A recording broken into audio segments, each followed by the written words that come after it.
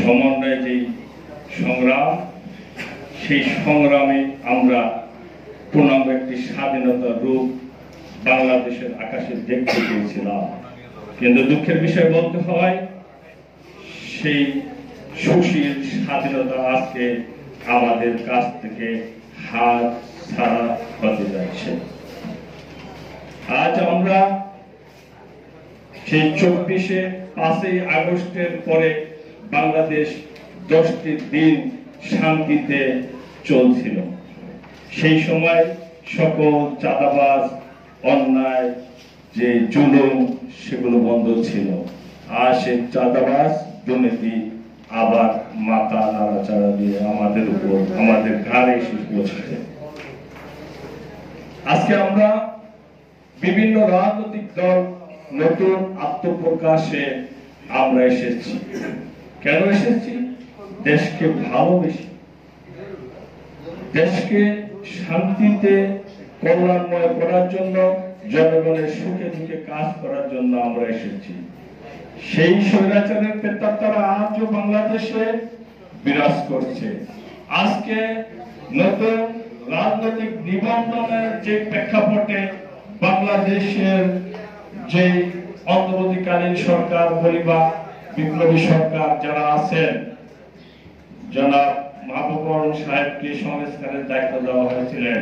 সংস্কারের বিভিন্ন রূপরেখা বিভিন্ন দল থেকে দেওয়া হয়েছিল, কিন্তু কোন রূপরেখাই বাস্তবায়িত হয়নি। সেই স্বৈরাচারের আমলাদের মধ্য দিয়ে, স্বৈরাচারের প্রেতাত্মাদের মধ্য দিয়ে আজকে বাংলাদেশে সেই পুরানো যেই নিবন্ধনী আইন, সেই আইন বাংলাদেশের সকল অনিবন্ধিত রাজনৈতিক দলের উপর চাপিয়ে দিয়েছে। এই রাজনৈতিক দলগুলো নিবন্ধনে আসতে হলে কমপক্ষে 20 থেকে 30-40 কোটি টাকা, 40 লক্ষ টাকার মতো ব্যয় করতে হবে প্রতি মাসে। যারা দেশকে ভালোবাসবেন, দেশের জন্য কাজ করবে, তাদের আসলে এতগুলো টাকা ব্যয় করে একটি রাজনৈতিক দলের নিবন্ধন দেওয়া সম্ভব না। কারণ যারা আদর্শ মানুষ, ন্যায় নীতিতে বিশ্বাস করে, তাদের কাছে এত টাকা থাকারও কথা না। গত পরশু আমরা প্রধান নির্বাচন কমিশনের সাথে জনাব নাসিরউদ্দিন সাহেবের সাথে আমরা সাক্ষাৎ করেছিলাম। ওনাকে একটি প্রশ্ন করেছিলাম, আপনাদের যে সচিব বাংলাদেশে আছে, আপনাদের নির্বাচন অফিসের সচিবরা কত টাকা বেতন পান?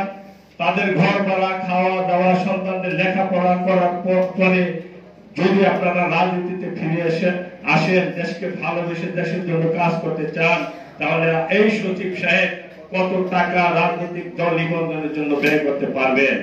উনি উত্তর দিয়েছিলেন, যে টাকা সচিবরা বেতন পায় তার সংসার, ছেলেদের লেখাপড়া এবং পারিপার্শ্বিক খরচে সমান সমান থাকারই কথা। দুঃখের বিষয় বলতে হয়, উনি যদি দেশকে ভালোবেসে দেশের কল্যাণের স্বার্থে জনগণের উপকার করার জন্য, জনগণের জন্য কাজ করার জন্য রাজনীতি করার চিন্তা করেন, সেই ক্ষেত্রে একটি দল নিবন্ধনের জন্য 30 থেকে 50 লক্ষ টাকা উনি কিভাবে ব্যয় করবেন? সেই সূত্র ধরে বোঝা যায়, তাহলে কি যারা নিবন্ধন পাবেন তারা কি আবার সেই স্বৈরাচারের দোষর? অন্যথায় তারা কোথা থেকে এত বড় টাকা দিয়ে জনগণের সেবা করবেন?